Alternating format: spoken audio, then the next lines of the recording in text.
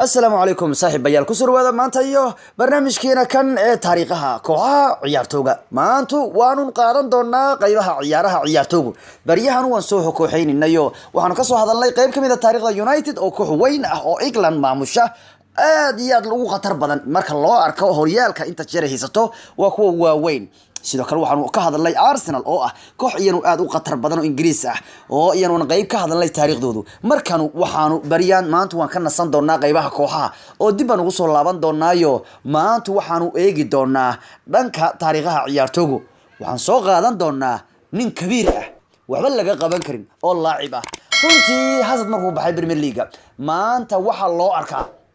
حتى هازارد markuu joogay wuxuu ahaa laba kamid bay ahayn kuwa ugu fiican Premier League laakiin Hazard waan maanta joogin Premier League la shaki ciyaartoy ka khatar badan ninkan Premier League ma joogo war waa keen ninka sida ugu hadlayso waa championka Europe sidee oo miyaan Liverpool qaadin koobka Champions League miyaan u qaadin ha wala laacibkeedii kabiirkeedii dhawayaan dadka Liverpool wiilkay ugu jecel badan yihiin war mid kale ma jira waa Mohamed Salah waa Muslim kabiir ah laacib ah oo wax laga qaban karin waxaanu soo qaadan doonaa taariikhda laacibka islaamka ee kooxda Liverpool qatarta ka ah waxa la leeyahay markuu Liverpool ku biiray islaamku way jeclaadeen dadka Ingiriisku jooga qaasatan kuwa maraysadka ee Liverpool dagan islaamna ceeb baa ka jiray Ingiriiska dartii bay u jeclaadeen Mohamed Salah dartii way u jeclaadeen bal uu leeyahay islaamna ceeb baa ku xoogara Ingiriisku laakiin tan iyo bandhigyada Salah uu ka sameeyay Ingiriiska gaar ahaan Liverpool dadku Raidisku hadda way ixtiraamaan oo naceebku u qabeen dadka muslimiintu way dhameeyeen bal uu leeyahay ilaan wiilka ay jecel yihiin baa ah nin islaama Salah waa ninka meesha ka joogay dadka Ingiriiska ee qalbiyadoodu xadaye ayaanu soo qaadan doonaa Mohamed Salah Hamed Mahrouz Gani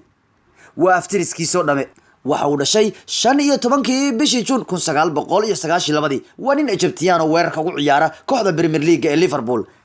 sidoo kalena xulka masaariduna waa matalaa oo hadda waxa lagu tiriyaa inuu yahay mid kamid ah ciyaartooyga ugu fiican waqtigan kubadda cagta dunida adduunyada ciyaartooyga ugu khatarta badan marka la soo hadal qaadaya ninkan waa ku jira waxa uu leeyahay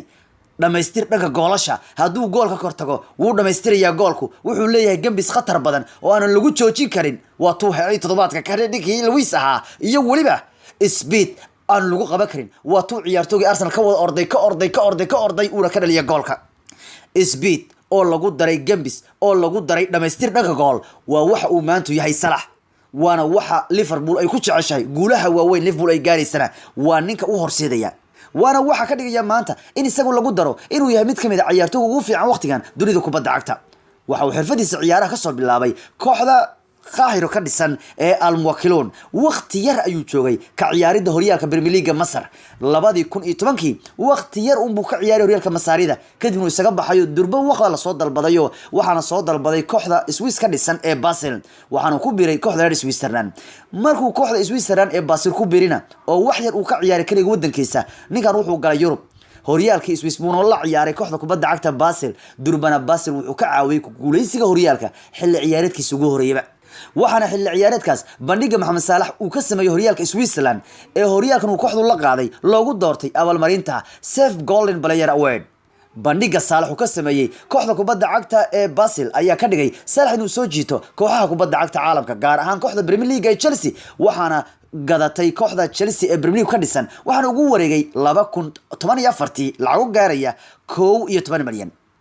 balse nasiib daro ayaa halkaas ku qabsatay Chelsea markuu Chelsea ku biiray wax badan oo fursad uu ku ciyaaray lama aanu helin wax badan Chelsea isagu ma aanu siin fursad ay ku aaminaan ma aanu siin fursad ay ku arkaan Mohamed Salah maanta yahay waariyaha Chelsea yow miyadan hadda shalaynin markaad aragtaan Mohamed Salah qatarta badan ee Liverpool haysata maxaa yeelay Mohamed Salah Liverpool way aamintay laakiin Chelsea way aamini weyday waxaanay Chelsea bilowday Mohamed Salah xilli ciyaareedkiisa ugu horeeyba inay kalsooni ku qaban weydo waxaanay bilaabeen ama ay ku diraan waxaanay siiyeen kooxda ka dhisan Fiorentina kadib wuxuu ugu sii wareegay kooxda Roma oo si rasmi ugu wareegtay lacag gaaraya 15 milyan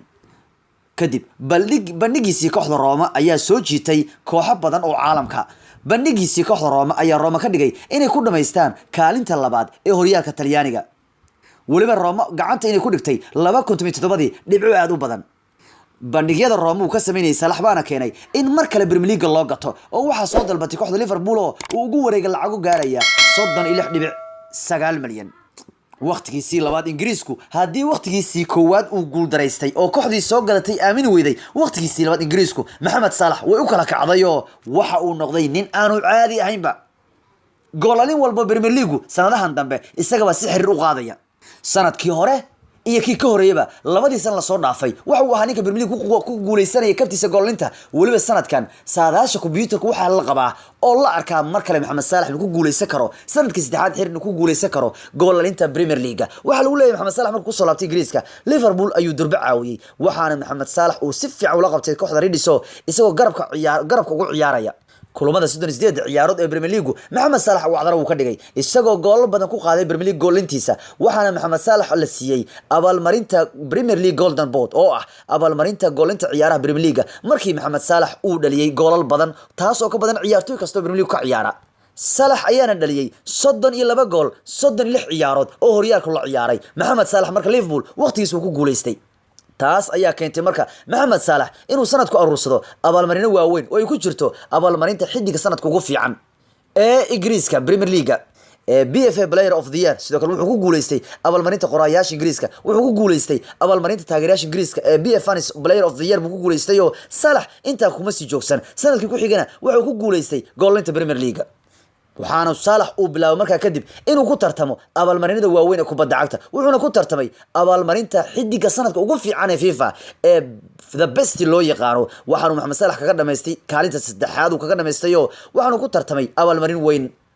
Liverpool ayuu la qaaday Champions League sanadkii labaad isku xigana wuxuu ku guuleystay goolinta Premier League laba sano uu qaaday goolinta Premier League haddana Liverpool uu ka caawiyay ku guuleystaan Champions League markii ugu horeysay muddo dheer kadib Mohamed Salah maanta wuxuu ka mid yahay ciyaartooyga ugu khatarta badan ee qaaradda Yurub ka ciyaara markaan xulkiisa ka hadalno Mohamed Salah xulkiisu wax badan buu la soo guuleystay inkastoo koob weyn aanu gacanta u gelin haddana waxaa la xasuustaa inuu qayb ka ahaa ciyaartoygii 20 jirada ee Africa Cup of Nations bilada la qaaday wadankiisa Masar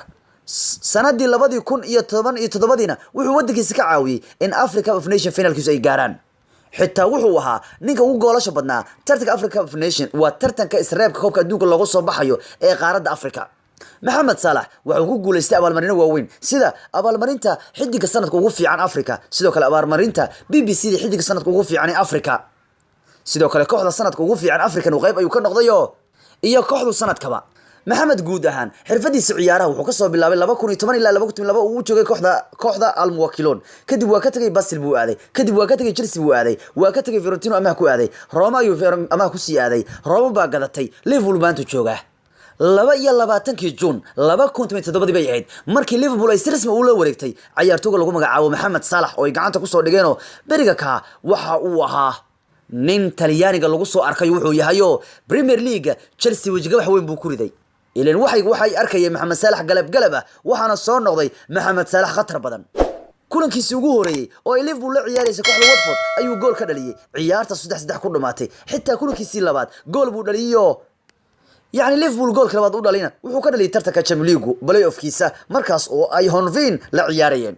صالح وكان ما أنت يقول عليهن كحض ليفربول وانك اللقاء اللي ترتكى دجوينها وانا نيك السنة كان دوني إنه ليفربول روميو هي ذا السنة كان وعلى الله صالح وكتر ليفربول لكن سواه وجه وحلال يهي صالح وحدوني إنه ليفربول سكتوا السنة كسوء عدن مركو السنة كان ليفربول كان دجو قوة تشامليغو إلا قاعدة محايل ليفربول كمان وجول يسوي لقيت عيارها بريمير ليجا محمد صلاح سواه السنة كان دب أودجي إن أنا بحين كوكليفية وحيتهاي ما دام تشامليغو لقاء كحضن هدن وحدوني إنه لقاءه ترتكى وين بريمير ليجا wuxuu isleeyahay sanadkan ugu dambeyntii Liverpool waxay leedahay awood ay ku qaadi karto haddana iyaga ayaa hogaamiyaasha horyaalka Premier League oo toddobaadka saddexaad marka la ciyaaray haddana nolosha gaarka Mohamed Salah ka hadalana Mohamed Salah waxa uu leeyahay xaas waxa la yiraahdaa maagi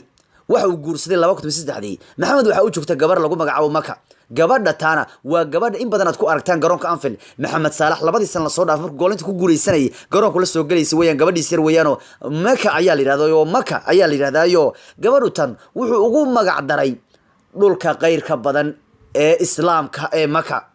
sababtoo isagu waa nin islaamiya inta badan markuu gool laliyo sujuud ayuu dhacaa taas waxay keentay in dadka Liverpool degan ama Raidisku degan iyo taageerayaal badan oo caalamka Mohamed Salah dartiiba hidaayad u qaateen baa lagu leeyahay dartiiba ku islaameen dhalinyarada yaryar ee muslimka ahayn Ingiriisku jooga xataa mararka qaar sujuud bay la dhacaan sujuudaha Mohamed Salah la dhaco waxay tahay inuu Ilaahay uga mahad celinayo goolka uu dhaliyay iyo guusha uu gaarayo Mohamed Salah darti ayaa nacayb islaamka looga qabay England uu yaraad baa lagu leeyahay kan waa xidigoodo marka gabadhiisu dhulka barakaysan marka ay ugu magac daray waa nin muslina sunnada ka muuqato bari dhaweyd gabar baa wariye ahayd baa ma taqaanaa wareysanaysa wuxuu u maleeyay inay dhunkoonayso waa laga jiro yiri marka waxa ila hooyadii baa ku tiri wariyaha Mohamed iska ilaali dumarka badan gabarta guriga ku joogta ha wareerna waraawo ha ku ridine yani xaas buu leeyahay taageerayaashu qaarna markay ka hor yimaadaan waa fanise xabadka bay saarayaan hooyadii wuxuu ku tiri ma taqaana wariyaha Mohamed Salah ya hadii waxaan aad xaaska ku sameynayso anigu uu aabaha igu sameyn lahaa furin baan ka dalbanaya waan dhihi lahaa iska gabadhu qaaday oo kale ya furin baan ka dalbanaya yani waa hooyadii u digtay waxay wariyaha Maxamedow bariyaan waad ka dartay maxay tahay markuu ay aragtay wiilkeeda oo taageerasha salaamaya oo habsiinaya waxay tiri wariyaha joog haduu aabaha saan igu sameyn lahaa tiri anigu furin baan ka dalban lahaa taariikhdii Salah xaaskiisa caruurtiisa waayiisa Liverpool fishirkii Chelsea ku qabsaday iyo waliba inuu maanta yahay mid kamid ah ciyaartooyga ugu khatarta badan ee kubadda cagta ka ciyaara ayaa inta noogu eg waxaan arki doonaa sheekooyin kale taariikheed oo kooban oo ku saabsan ciyaartooyga magaca weyn ee caalamka qaybta hoose noogu soo reebi kartaa inaan waxaan isku dayi doonaa maalin kasta inaan mid ka soo qaadano taariikhaha kooxaha ciyaartooyga isbarbardhigga ciyaartooyga iyo kuwa kale oo badanba qadar baa idin la socodsiinay nabadgelyo